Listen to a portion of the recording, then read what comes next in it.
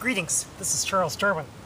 I'm going to take a little rest here from walking around in the forest.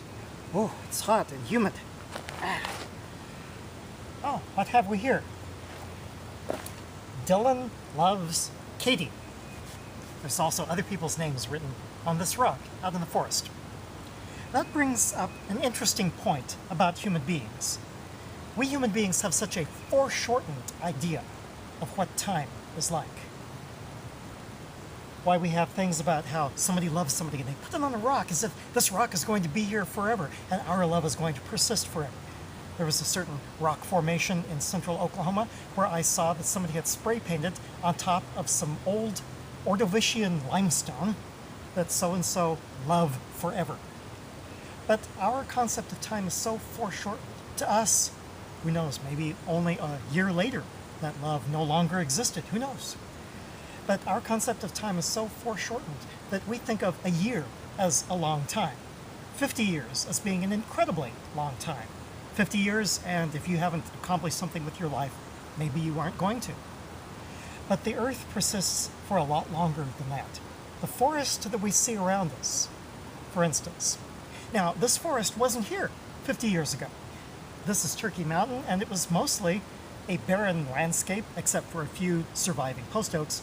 It was used for oil extraction. They ran out of oil, abandoned it, and the forest grew back. So most of these trees here, while it looks like a primordial forest, have actually been here for a relatively short time. And yet, the ecological processes that have produced it persist for a long time. The very species that we see here, like that redbud and post oak and the white ash right there, and the Virginia creeper, and the red oak that we see, and of course the dogwood right here, those species have only been around for 50 to 100 million years.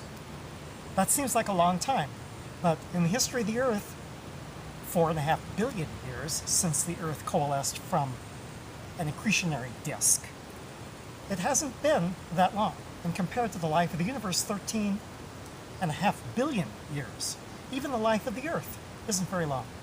So looking at it from the viewpoint of what seems to us to be eternity, the things that are important to human beings are just the merest glimmer of time.